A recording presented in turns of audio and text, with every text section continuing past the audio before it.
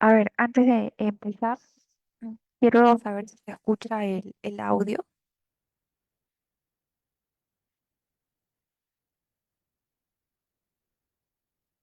¿Se escucha el audio?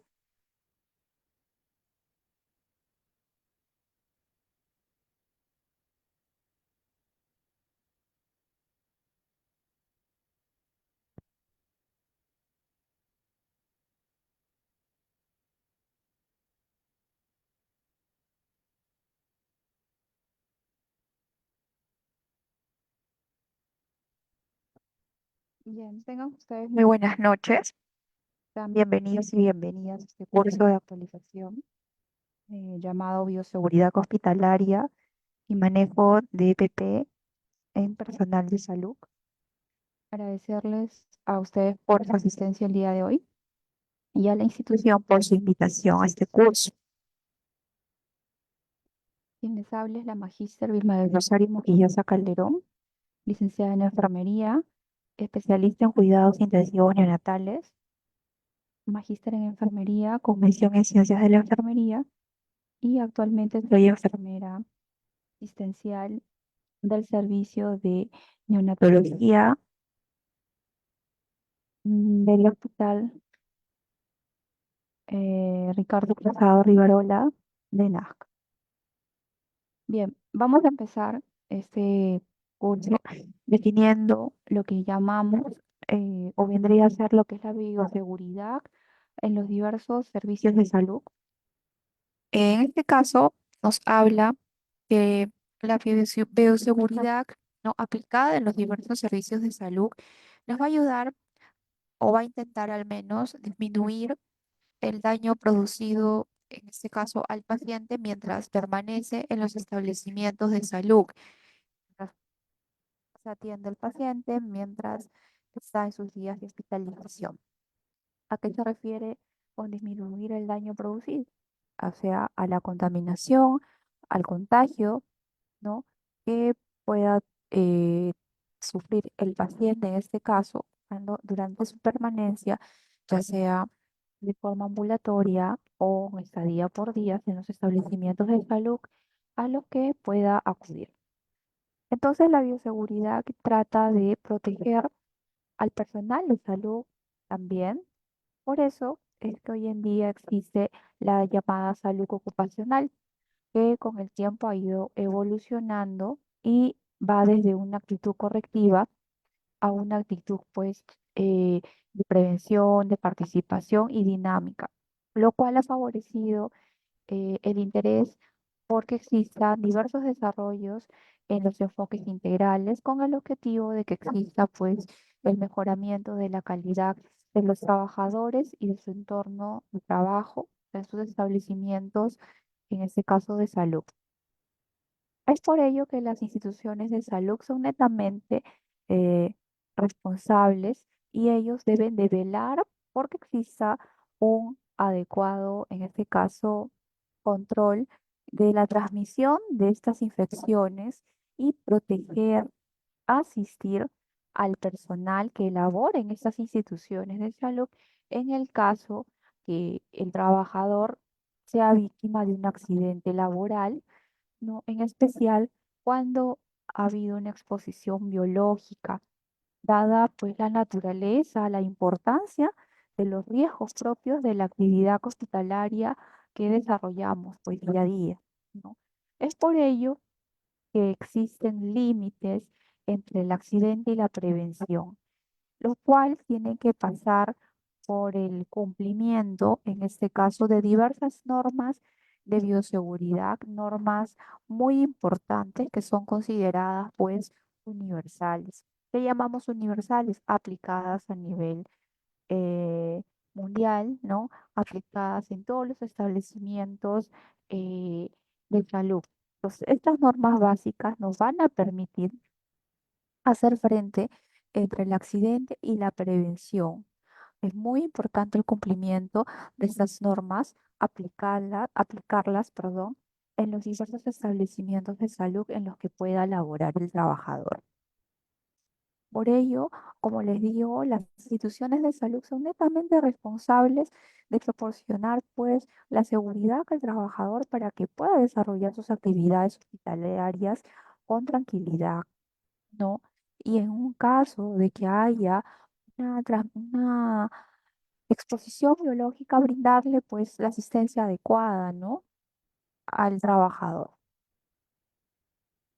Entonces, vamos a definir lo que es una bioseguridad hospitalaria, que nos dice que tiene, pues, que a través de medidas científicas, organizativas, pues define que la bioseguridad son condiciones en donde hay contención bajo las cuales los diversos agentes infecciosos que se encuentran en el ambiente hospitalario son manipulados con el objetivo de confinar o tratar de reducir el riesgo biológico o la reducción de la exposición potencial. ¿De qué personal?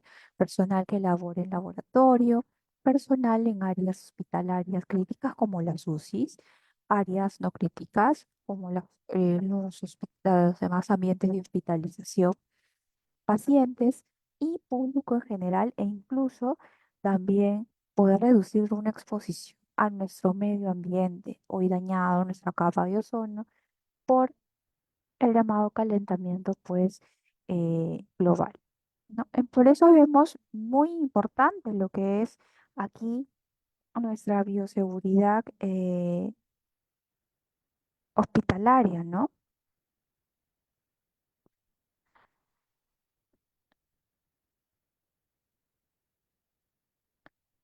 Entonces, la bioseguridad hospitalaria eh, en este caso, va a ser la aplicación. Ahí se aplican conocimientos, se aplican técnicas y equipamiento para prevenir, pues, que las personas, las áreas hospitalarias, incluso el medio ambiente, como les digo, estén en exposición a agentes potencialmente infecciosos o también considerados, pues, los llamados riesgos biológicos.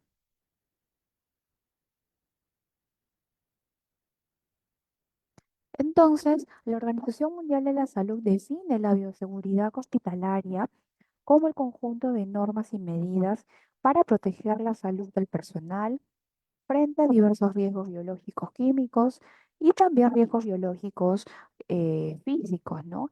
A los cuales están expuestos en el desempeño de sus funciones, también, como les digo, a los pacientes, abarca a los pacientes y también a nuestro eh, medio ambiente.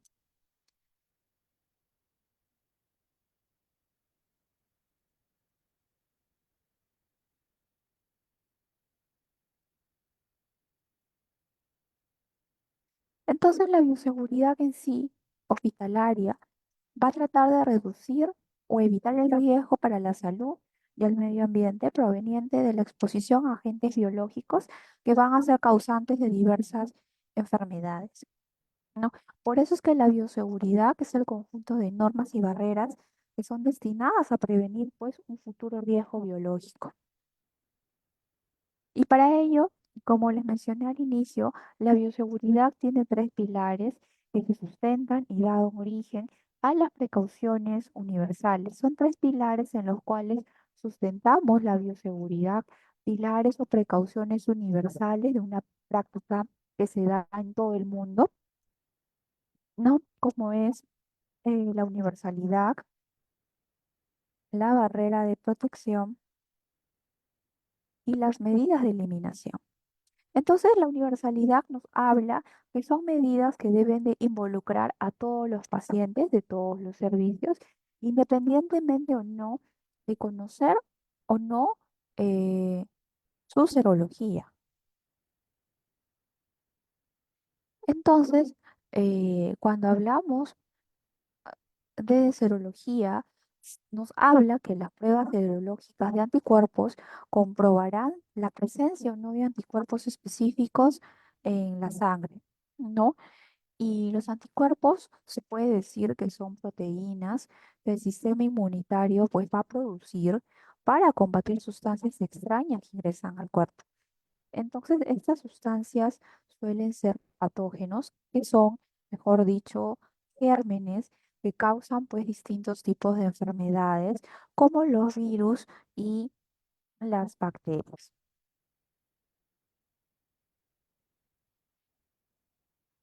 Es por ello que, como les digo, la universalidad son técnicas, son procedimientos destinados a proteger al personal de salud de una posible infección, ¿no?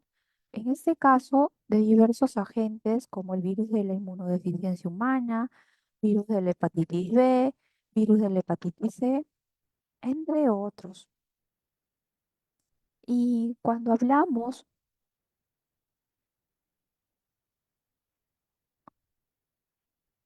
de barreras de protección, hablamos mejor dicho, del equipo de protección personal o denominado EPP, al cual vamos a ver más adelante, pero enfocándonos a lo que es las barreras de protección, podemos decir que implica el uso de guantes, el uso de mascarillas, de eh, lentes, mandiles o delantales, que tiene un objetivo el uso de las barreras de protección, que es proteger a las personas, a los pacientes, a los trabajadores de posibles riesgos, de posibles accidentes laborales, previniendo con su uso así las infecciones pues intrahospitalarias.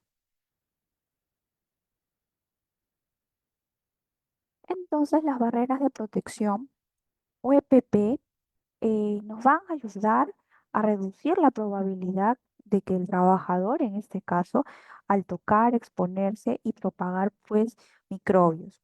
No, el EPP nos va a ayudar a evitar la propagación de microbios o agentes en el hospital, o sea, las infecciones intrahospitalarias.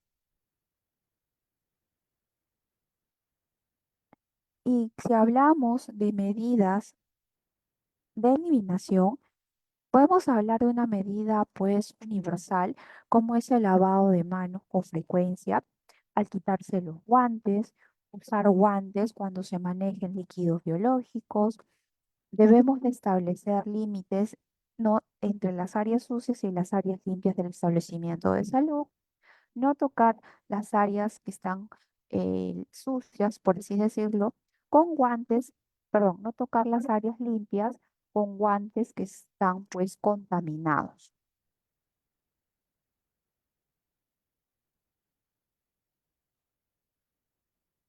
Entonces, estas medidas de eliminación, como un pilar importante en lo que es la bioseguridad, nos habla que es un conjunto de dispositivos, a la vez un conjunto de procedimientos de los cuales se van a procesar y eliminar las llamadas pues muestras biológicas sin riesgo para el personal que los manipula y tampoco riesgo para la comunidad.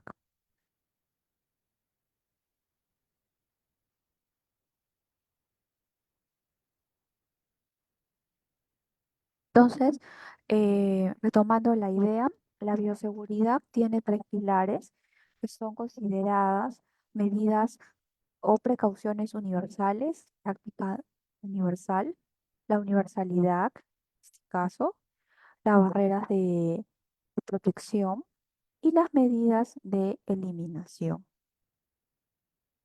La universalidad,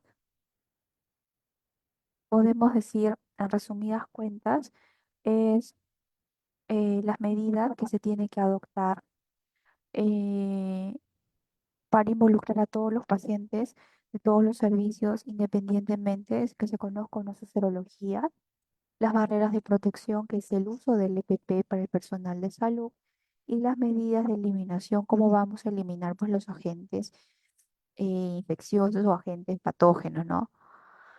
Una de ellas es lavado de manos, mm, evitar contaminar la zona limpia con guantes sucios, guantes que han estado en contacto con zonas contaminadas o en contacto pues con un paciente. Entonces, estas tres medidas o estos tres pilares en que se sustenta la bioseguridad son prácticas totalmente universales. Quiere decir aplicada en todos los establecimientos de salud a nivel mundial. La bioseguridad también tiene elementos básicos, ¿no? ¿En qué se va a sustentar, pues, la seguridad biológica, ¿no? Que va a hacer frente o va a tratar de contener el riesgo provocado por diversos agentes infecciosos, como cuáles son las prácticas de trabajo, el equipo de seguridad, el diseño y construcción de la instalación. Las prácticas de trabajo, bueno, en este caso, el trabajador de salud, por motivos de su propia actividad laboral que desempeña, pues va a estar en contacto con materiales que están infectados o agentes infecciosos. Entonces debe de ser consciente de los riesgos potenciales que su trabajo encierra al estar en contacto con estos materiales infectados, con estos eh, agentes infecciosos, ¿no? Es por ello que tiene que ser capacitado, tiene que recibir una información adecuada de las técnicas requeridas para que la manipulación, el manejo de estos materiales biológicos resulten seguros para él.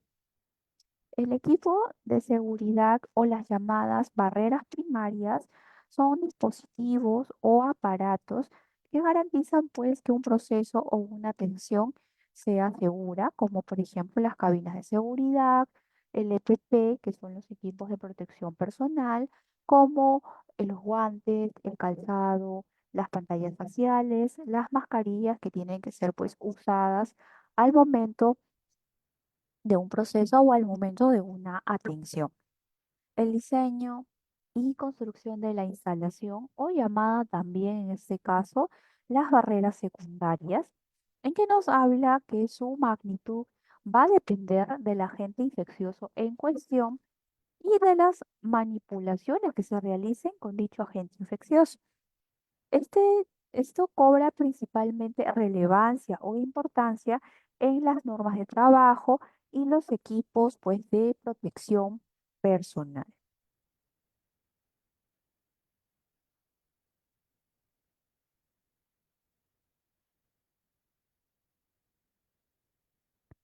Entonces, la Organización Mundial de la Salud define a la seguridad biológica o también llamada bioseguridad como aquellos principios, técnicas y también prácticas, pues que van a ser aplicadas con el fin de evitar la exposición no intencional a patógenos y a toxinas o también evitar su liberación, pues accidental y sin embargo definen pues la protección biológica como eh, bioprotección, ¿no? Y entonces, al mencionar que existe una protección biológica o una bioprotección, nos habla que son medidas de protección de la institución y del personal destinadas pues a reducir el riesgo de pérdida, robo, uso incorrecto, desviaciones o una liberación intencional de patógenos o toxinas en el medio ambiente.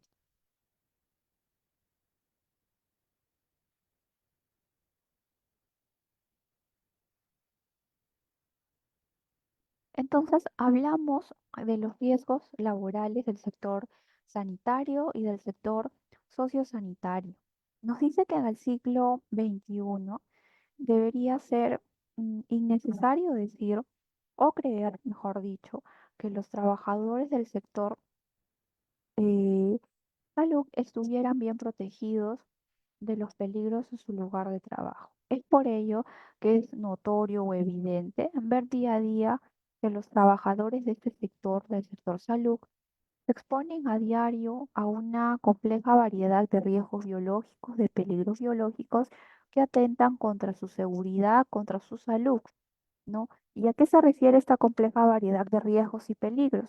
Como los peligros biológicos, donde encontramos la TBC, la hepatitis, el VIH, el SARS-CoV-2, la ébola, en peligros químicos como el glutaraldehído, el óxido de etileno, el látex. En riesgos físicos como ruido, radiación, resbalones, tropezones y caídas. ¿no? Y en los peligros ergonómicos, el levantar objetos pesados o realizar, en este caso, movimientos repetitivos en posturas forzadas. Y en los riesgos psicosociales, el trabajo por turnos, la violencia y el estrés que conlleva las largas horas laborales. El riesgo de incendio y explosión, como el oxígeno, geles desinfectantes con alcohol, entre otros. Por eso que es una compleja variedad de riesgos y peligros a los cuales está expuesto el trabajador de salud, ¿no? Expuesto a los virus, a la contaminación con sustancias al ser manipuladas, a los riesgos físicos, ¿no? Del mismo ambiente en que labora, los peligros ergonómicos, ¿no? Que afecta a su salud, los riesgos psicosociales, el estrés, la violencia, los largos turnos y también estar expuesto, por ejemplo, a inhalación de oxígeno, de gases, de geles desinfectantes como el alcohol, entre otros. Son muchos los riesgos laborales en que está siendo incluido, ¿no? El personal de salud que se enfrenta día a día, pues, en su labor. Este es el símbolo del riesgo biológico que nos dice que el riesgo biológico se definen como aquellos agentes infecciosos que presentan un riesgo o potencial riesgo para la salud humana directamente en forma de infección o indirectamente mediante la alteración del entorno humano. No, ese es uno de los conceptos de lo que es el riesgo biológico. Otro concepto también, que es el riesgo biológico en el trabajo, se entiende como la posibilidad en que una persona trabajadora sufra daños como consecuencia de la exposición a agentes biológicos durante la realización de su actividad eh, laboral, ¿no? El riesgo biológico es cualquier infección, alergia o toxicidad causada por un microorganismo, ¿no?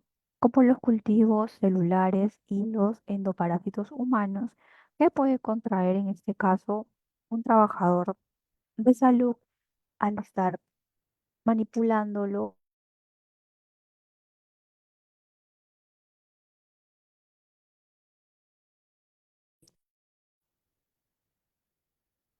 Es por ello que el riesgo biológico,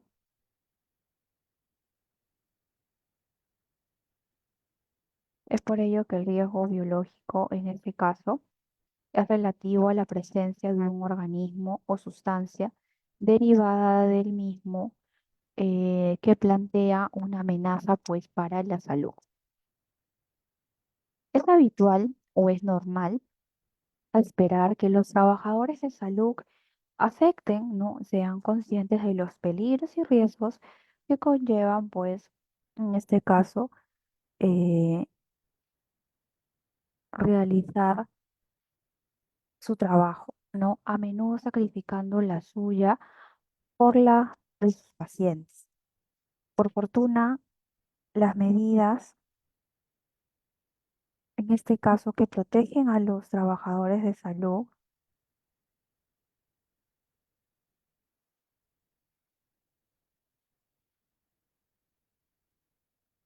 en este caso, las medidas que protegen a los trabajadores de salud de lesiones y enfermedades también sirven para proteger la salud y la seguridad de sus pacientes. Es posible que haya un sistema, es imposible hoy en día, a menos que con el tiempo pueda ser realidad, que llegue a existir un sistema de salud efectivo sin una fuerza laboral pues considerada saludable, ¿no? Es por ello que los trabajadores de salud aceptan los peligros y riesgos que conllevan pues su trabajo, ¿no? A veces sacrificamos, ¿no? Nuestra seguridad por la de nuestros pacientes.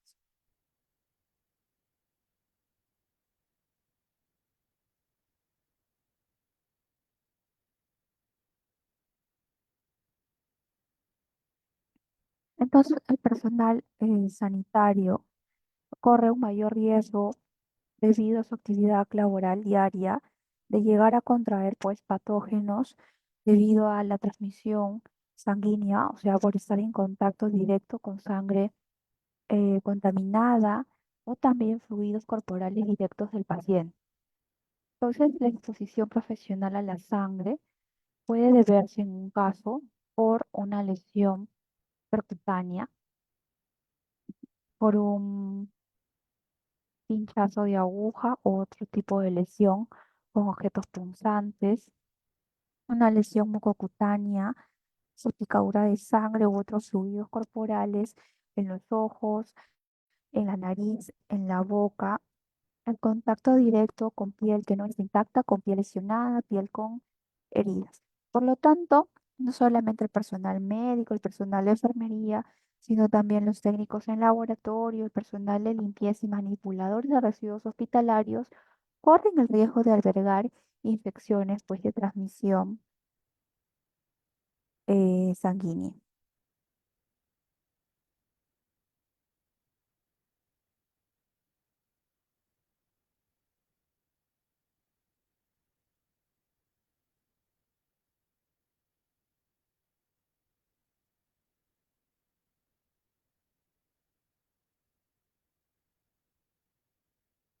Por ello, es muy importante prevenir, ¿no? Estos tipos de accidentes, ¿no? Que ponen en riesgo la vida del propio trabajador de salud. Más que todo el trabajador de salud que del mismo, que del mismo paciente.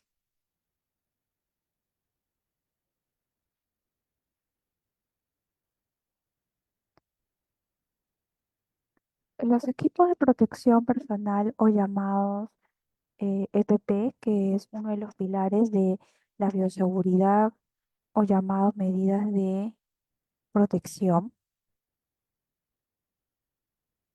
nos habla acerca de qué es un EPP. Primero vamos a empezar definiéndolo. El equipo de protección personal es la última barrera de protección entre el trabajador y el riesgo en que va a estar en contacto.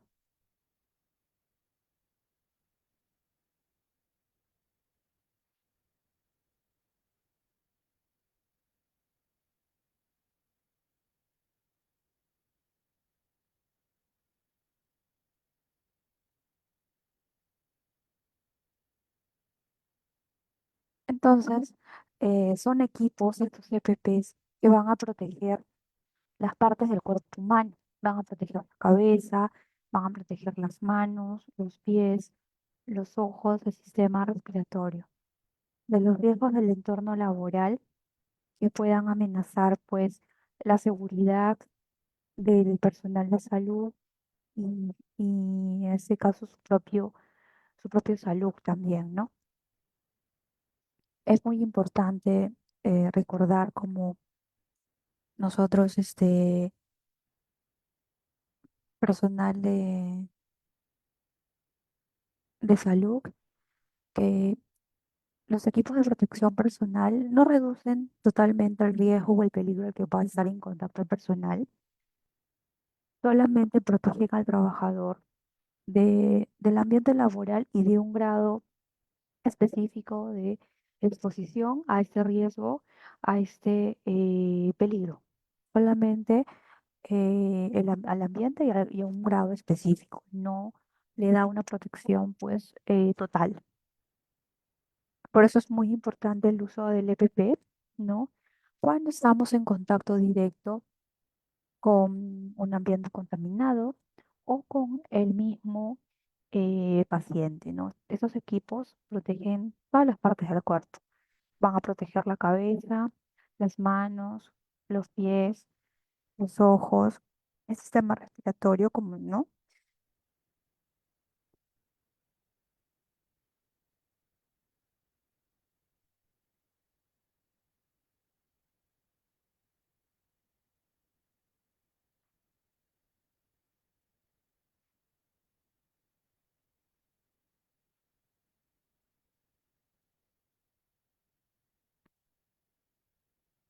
Por eso es muy importante como personal de salud el uso diario y el uso adecuado del EPP, como saber utilizarlo. O sea, no nos va a proteger o no va a evitar que haya un riesgo de exposición o un peligro, pero sí nos va a proteger del ambiente laboral y de un grado específico, pues, de protección. Entonces,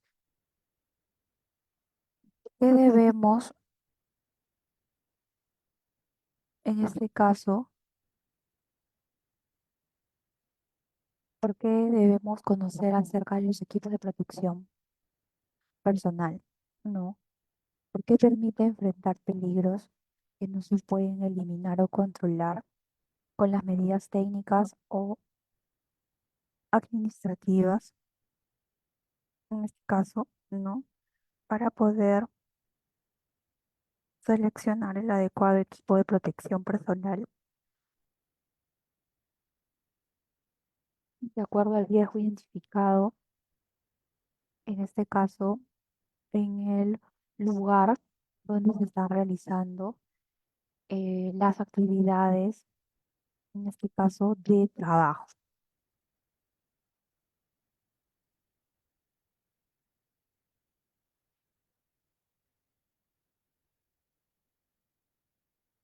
Por eso es muy importante conocer acerca de todo lo que es el EPP, el equipo de protección personal, porque nos va a permitir como personal de salud enfrentar los peligros, ¿no?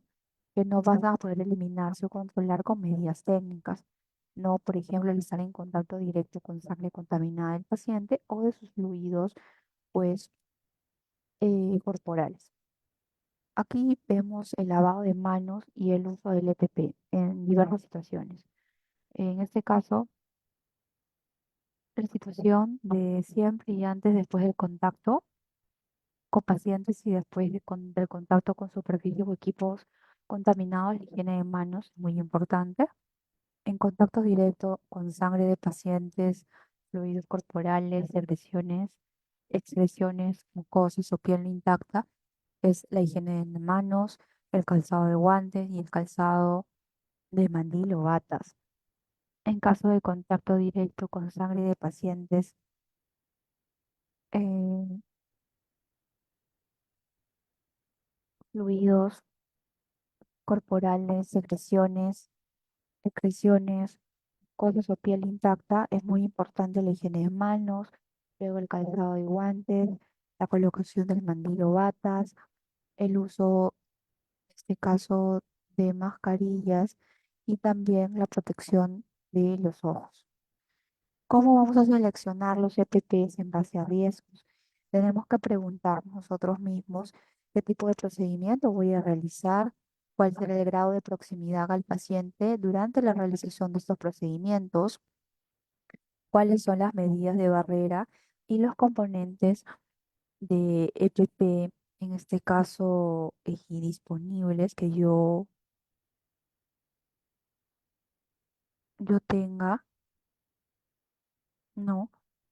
¿Qué probabilidad existe o hay, en este caso, de contacto con sangre o fluidos corporales del paciente durante el procedimiento que yo voy a realizarle, pues en este caso, al paciente? Entonces, todas estas preguntas, estas 4 preguntas son base para poder elegir, ¿no?, qué EPP voy a usar de acuerdo a los riesgos a los cuales yo me voy a enfrentar durante el procedimiento, durante la atención que yo le voy a brindar, pues, a mi paciente. En donde yo voy a estar en contacto directo con la sangre contaminada, piel no intacta o fluidos corporales de mi paciente. La selección del EPP por nivel de atención. En el nivel de atención, el triaje, que es la selección del paciente, la higiene de manos es importante y el uso de mascarilla quirúrgica.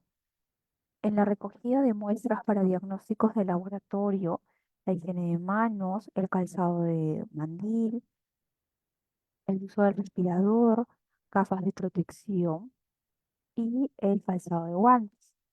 Para un caso sospechoso o confirmado de COVID que requiera ser admitido en el establecimiento de salud, pero que no requiera ningún procedimiento generador de aerosoles, es la higiene de manos, el calzado de mandil, mascarilla quirúrgica, gafas protectoras y el calzado de guantes.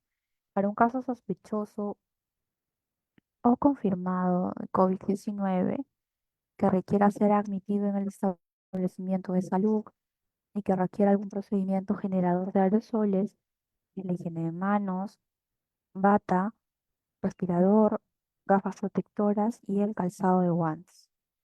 Existe una directiva dada por el Ministerio de Salud, la Directiva Administrativa número 321 del año, dada en el año 2021 por el MINSA, que es la directiva administrativa que establece las disposiciones para la vigilancia, prevención y control de la salud de los trabajadores con riesgo de exposición al SARS-CoV-2, en donde define qué son los equipos de protección personal o llamado EPP,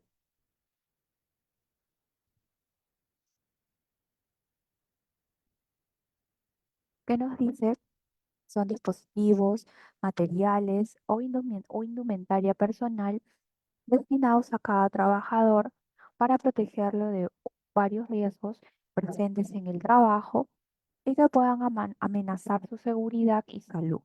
Los EPPs son una alternativa considerada temporal y complementaria a las medidas preventivas de carácter, pues, colectivo, ¿no?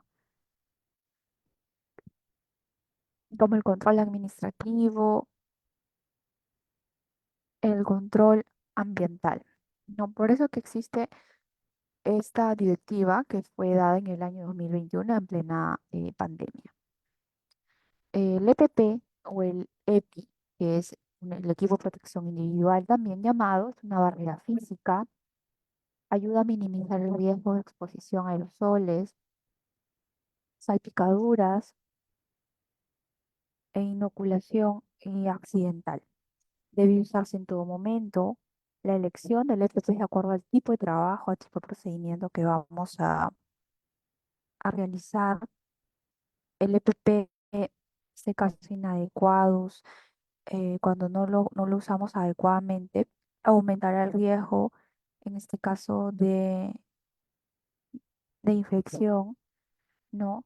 No debemos de llevar a casa el EPP porque nosotros sabemos que es de un solo uso, es uso descartable, no usar fuera de laboratorios, es que trabajamos ahí, hay tallas, los controles administrativos y prácticas de trabajo, en este caso, son esenciales eh, para un adecuado comportamiento cuando se trabaja con un peligro o cerca de él. Por eso es muy importante el uso del EPP, que es considerado pues una barrera física. Es muy importante saber su elección, cómo usarlo adecuadamente. Si no lo usamos bien, vamos a aumentar el riesgo de exponernos pues, a estos fluidos corporales, sangre contaminada o piel que no esté intacta del paciente. Acá vemos la mascarilla quirúrgica, que el lado celeste es la parte impermeable que va a evitar el ingreso de gotículas o flúor a nuestra boca. Y también acá, en este caso, los pliegues hacia abajo van a ayudar a que no se queden las partículas entre los pliegues. Y el lado blanco interno, que está aquí, ayuda a que nuestra saliva se quede en la mascarilla y no salga al exterior. Esta mascarilla es simple y es desechable, ¿no? Por eso es muy importante su uso. El mandil es un manga larga y abertura posterior que protege mejor que la abertura frontal. Es un material, en este caso, no absorbente, no viene en tallas. Algunos, la mayoría que utilizan es descartable, pero hay algunos mandiles reutilizables de tela que los colocan en el autoclave para lavarlos, desinfectarlos. Generalmente tiene una medida no de 30 milímetros de longitud. En los guantes, su uso reduce la contaminación en las manos. Tiene un mayor uso microbiológico, son de látex o de nitrilo, y después de manipular el agente peligroso, de antes de abandonar el laboratorio, en un caso si es que elaboramos ahí, debemos de retirarnos los guantes y desechar como residuo contaminado y realizarnos pues la higiene de manos, muy importante.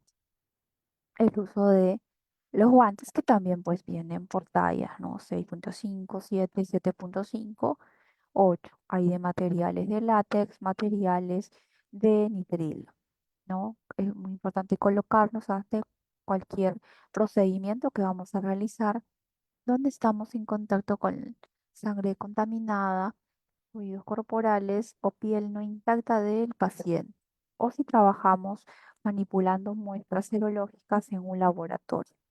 Recordar que luego de terminar el procedimiento, retirarnos los guantes, desecharlo en los residuos contaminados y realizar pues la higiene de manos con medida universal también de bioseguridad. En la protección de manos debemos de verificar, no, que el material de los guantes se deteriora cuando se expone a la luz en los laboratorios. Es muy importante verificar que el material de los guantes esté intacto, verificar que el guante no tenga grietas, no haya cortes, ni tampoco esté decolorado. Antes de calzarnos los guantes, debemos de colocar anillos, relojes, retirarlos. Estos objetos, al calzarnos los guantes con anillos y relojes, lo que va a hacer es que estos objetos se traben en los guantes y se puedan romper. Es muy importante cambiar los guantes con frecuencia, no tocarnos la cara ni ajustar el EPP con guantes contaminados, pues, guantes que ya han estado, en este caso, en contacto con muestras serológicas o con en contacto con el paciente.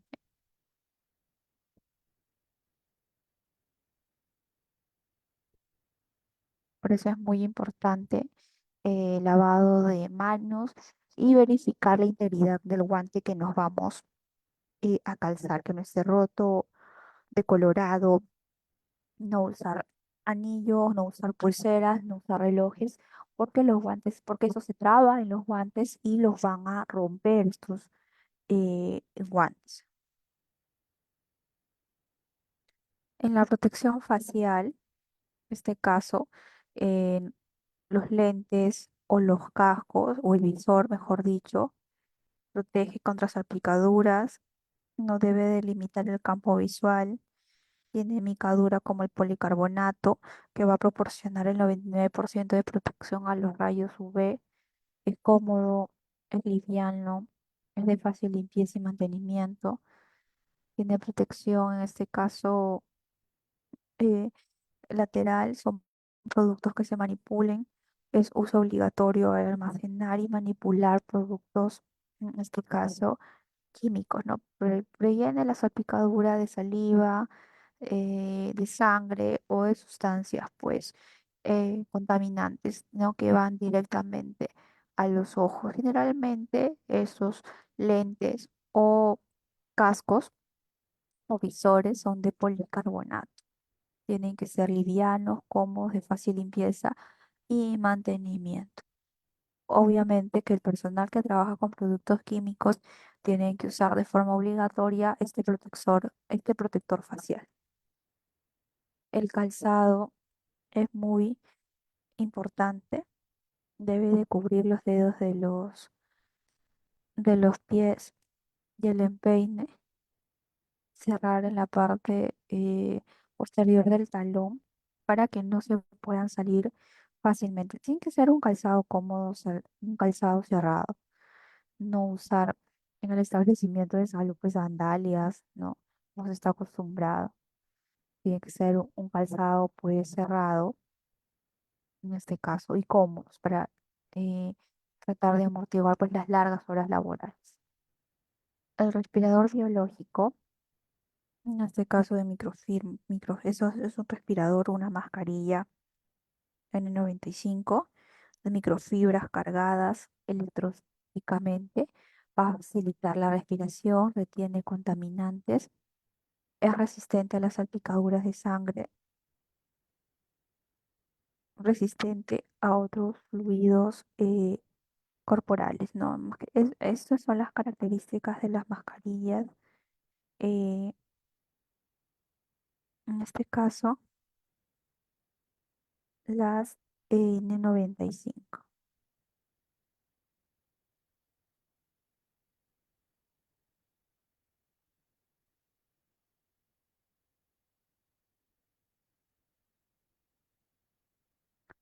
Y si hablamos del transporte de sustancias infecciosas, también tiene una norma técnica de salud que nos habla acerca de la preparación, del embalaje, la documentación para el transporte seguro de sustancias infecciosas.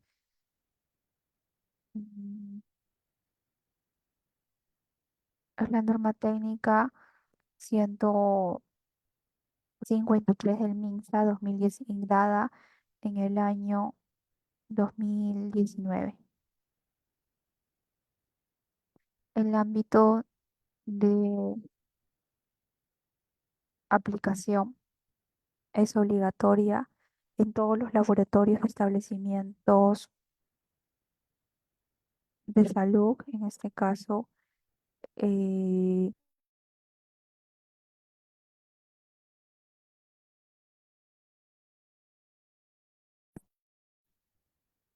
en este caso regional y local del Ministerio de Salud,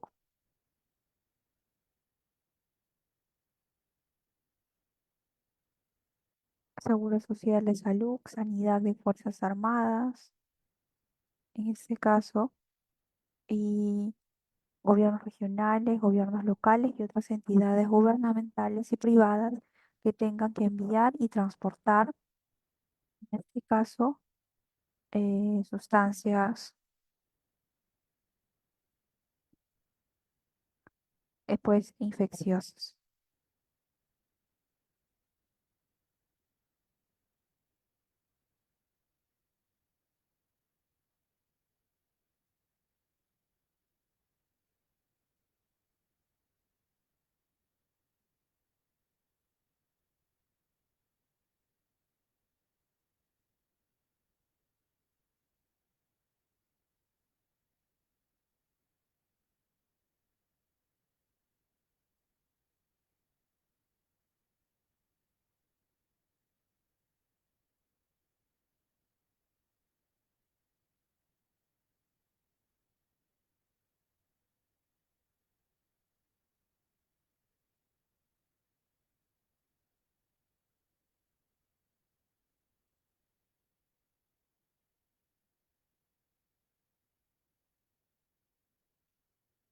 En las mercancías peligrosas también vamos a encontrar, en este caso, artículos o sustancias que poseen riesgo durante el transporte.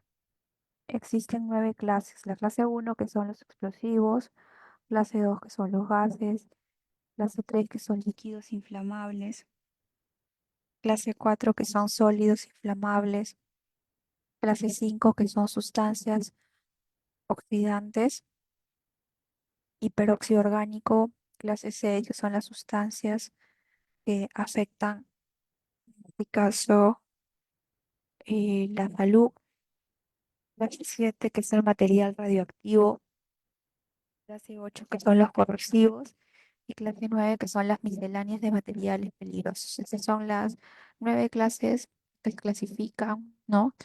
las mercancías peligrosas que poseen riesgo durante pues, su transporte. En las categorías de sustancias, en este caso infecciosas, está la categoría A, que es aquella sustancia pues que al ocurrir una exposición durante el transporte es capaz de causar discapacidad, una enfermedad fatal o amenaza la vida de humanos y animales sanos. En la categoría B encontramos que es aquella sustancia que no reúne los criterios de inclusión de la categoría A, respecto a la cual un médico no ha determinado pues si contiene o no patógenos. Y en las muestras, en este caso de humanos y animales exentas, son muestras, en este caso, valoradas, ¿no? Y médicamente que presentan, en este caso, un riesgo de obtener eh, patógenos como las pruebas de embarazo y pruebas de detección de drogas.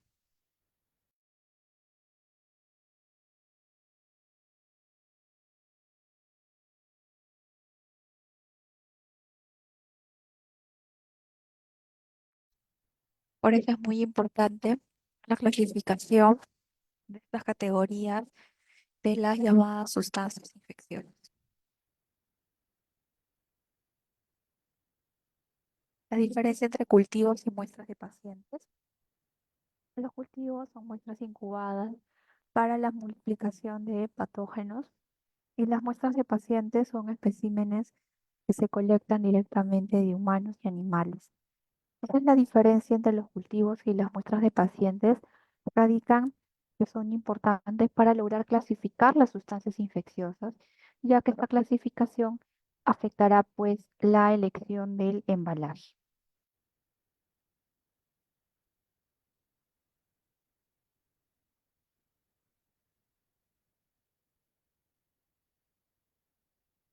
Entonces, el cultivo es el crecimiento microbiano en un medio nutritivo sólido o líquido, y el aumento del número de microorganismos va a facilitar su identificación. El cultivo también facilita la realización de muestras de pruebas de sensibilidad a antimicrobianos, y la comunicación con el laboratorio tiene una importancia, pues, en este caso, esencial. Entonces, las muestras de pacientes o las llamadas muestras biológicas son materiales de origen biológicos que se recolectan y utilizan para realizar el análisis, para realizar investigaciones y diagnósticos en diversos campos científicos y campos eh, médicos. La recolección de muestras es un proceso de adquirir tejidos o fluidos para análisis de laboratorio. Algunas de estas muestras recolectadas de los pacientes pueden incluir muestras de suero, muestras de hisopos virológicos, tejidos de biopsia y necropsia, líquidos cefalorraquídeos, sangre completa para PCR y las muestras de orina. La declaración de mercancías peligrosas debe utilizar un formulario adecuado. Al completar este formulario deben de cumplirse los requisitos de la empresa de transporte, manuscrito frente a un mecanografiado. El formulario se tiene que llenar en inglés. El formulario debe de completarse con exactitud por completo y de forma legible. El expedidor deberá firmar toda modificación o cambio efectuado, ¿no? Lo mejor en este caso es completar un nuevo formulario si hace falta corregir algo. Si el formulario debe ir firmado, la firma debe ser manuscrita. El expedidor debe completar 3 copias, una copia para él y las otras copias que van a ser pues para el operador de estas mercancías peligrosas. Con el respecto al sistema de ventilación hospitalaria, el sistema de ventilación hospitalaria y aire acondicionado en los establecimientos de salud en la actualidad son una necesidad para la vida moderna, ¿no? En caso de viviendas, oficinas, establecimientos comerciales industriales, restaurantes, laboratorios, escuelas y en especial de los hospitales. Las infecciones intrahospitalarias son más habituales de lo que pueda parecer, afectando pues en sí a muchos pacientes, visitas, personal sanitario, siendo muchas veces causa de muerte. Por ello, es muy necesario una buena ventilación, una buena climatización en un hospital o centro de salud, fundamental por diversos motivos, como proteger de posibles infecciones y contagios, ayudar en la cura de diversas patologías, reducir la cantidad de microorganismos, polvos y olores, mantener niveles estables de temperatura y humedad. En los tipos de ventilación en hospitales, para el tratamiento médico es muy importante en las zonas de urgencias, UCI, UCI, materno-infantil, aislados, morgue, etcétera. Para servicios generales, parqueaderos, áreas de mantenimiento,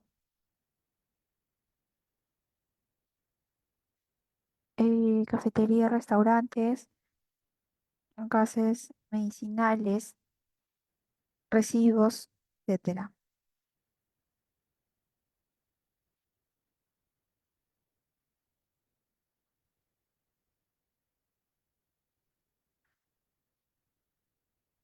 Y para administrativos, recepciones, administración y descanso personal.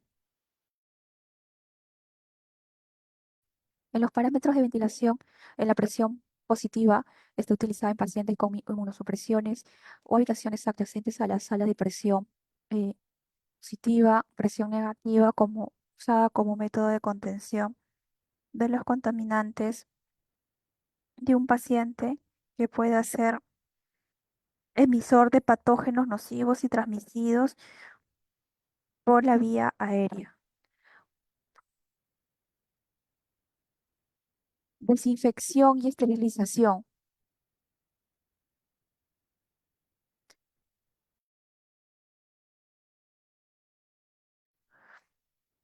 La limpieza es la remoción mecánica de toda materia extraña en el ambiente, en superficies y en objetos, utilizando agua y jabón, utilizando detergente.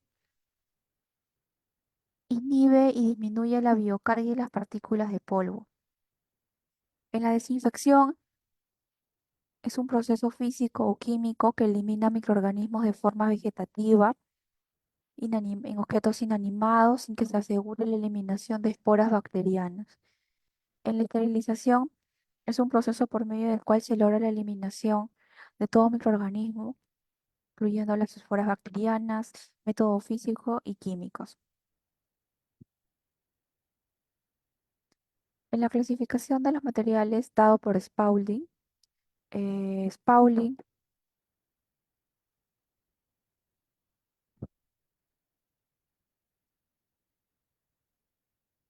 fue un médico creador de un método de clasificación de instrumental en el año 1968 y esta clasificación consiste en catalogar los artículos que son necesarios para la atención de cada paciente en tres categorías de acuerdo eh, al riesgo de producir infección por cualquier microorganismo. El material es material crítico, aquel que entra en contacto con tejidos estériles o con el sistema vascular. El procedimiento es la esterilización, por ejemplo, el instrumental quirúrgico, implantes, catéteres, sondas, drenajes. Material semicrítico, aquellos que están en contacto con membranas, mucosas o piel no intacta. Procedimiento de desinfección de alto nivel, como por ejemplo aparatos de endoscopía, máquinas de diálisis, otoscopios. A material no crítico, aquel que entra en contacto con piel intacta, no con membranas mucosas. El proceso es la desinfección de nivel intermedio bajo, ejemplo, termómetros de axila, fondenoscopios, desfibriladores y los manguitos de tensión arterial. Los procesos de central esterilización es la limpieza, preparación y empaque, esterilización, almacenamiento y distribución, limpieza, secado de infección, desinfección y uso en el paciente. En los niveles de desinfección está la desinfección de alto nivel, realizada con agentes químicos, líquidos que eliminan todos los microorganismos. El instrumental médico, como la desinfección de nivel intermedio DIN, se realiza utilizando agentes químicos que eliminan bacterias vegetativas y algunas esporas, no como el hipoclorito de sodio, cetrimina, cloruro de benzalconio.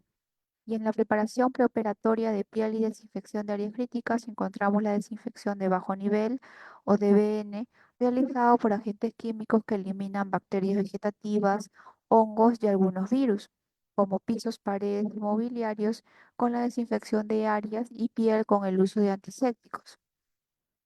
Principios de desinfección. La desinfección es necesaria para evitar la proliferación de microorganismos y por ende enfermedades. La desinfección se realiza sobre objetos y superficies limpias. Los desinfectantes deberán ser elegidos considerando su eficacia y su seguridad. Deben contar con registro o autorización sanitaria, así como un manual de instrucciones. Los factores que afectan la efectividad de la desinfección. Cantidad y ubicación de microorganismos. Resistencia de microorganismos al agente químico. Concentración de agentes, factores físicos y químicos. Recomendaciones en el uso de desinfectantes. No mezclar con químicos, mantener alejados si siente síntomas de toxicidad. Usa sus químicos en envases tapados. Procurar ambientes ventilados para evitar sobreexposición. Las consideraciones. La limpieza es un componente indispensable de cualquier método de desinfección. La materia orgánica puede impedir el contacto directo de desinfectante con la superficie. En la etapa del proceso de esterilización es la resección, el lavado, inspección, preparación, esterilización, almacenamiento y distribución en el hospital de estos materiales esterilizados. En los métodos de esterilización están los físicos, como el calor, radiaciones, filtración, ultrasonido, químicos como el óxido de etileno, glutaraldehído y formaldehído. En los métodos de esterilización usados está el método físico como el vapor, método químico como el gas plasma, el óxido de etileno y el vapor de formaldehído a temperatura baja. En los indicadores de esterilización están los físicos como los termómetros, manómetros de presión. Indicadores químicos como la clasificación de indicadores químicos de proceso para usar en pruebas específicas y de un parámetro. Los indicadores biológicos preparados que contienen una carga suficiente de microorganismos de alta resistencia. Gestión de residuos sólidos. Es dado por la Ley de Gestión Integral de Residuos Sólidos, Decreto Legislativo 278, que asegura una gestión y manejo de los residuos sólidos económicos, sanitarios y ambientalmente adecuado. Este es el adecuado manejo de residuos sólidos, todos aglomerados en cajitas de bioseguridad como aquellas que no lo son. La norma técnica nos dice que debemos incluir las actividades de plan o programa de minimización y manejo de estos residuos sólidos o plan o programa de manejo de residuos sólidos según corresponde en el plan operativo anual. En el comité de bioseguridad, cada establecimiento tiene que tener un comité para la prevención y control de infecciones intrahospitalarias. Este comité debe estar de carácter multidisciplinario, conformado por representantes de laboratorios, áreas o departamentos que conformen la institución. Objetivo: promover la cultura de bioseguridad en todo el personal que labora en el hospital, asesorar el proceso de evaluación de riesgos, diseñar actividades y programas de capacitación en bioseguridad, elaborar un plan anual de actividades, vigilar el cumplimiento de normas establecidas en el Manual de Bioseguridad Institucional, evaluar la seguridad de cualquier actividad experimental, emitir según corresponde informes técnicos. El programa de bioseguridad tiene que tener planificación, evaluación, implementación y revisión. La responsabilidad es propia de los trabajadores, el comité solo supervisa y la seguridad del laboratorio es responsabilidad de todos. El representante de bioseguridad se encarga de garantizar las normas y programas de bioseguridad de manera constante. Capacitación al personal en temas relacionados con el riesgo de manera que sean identificados, establecidos y mantenidos. Bueno, agradecerles por su asistencia el día de hoy a este curso. Que tengan ustedes muy buenas noches. Gracias.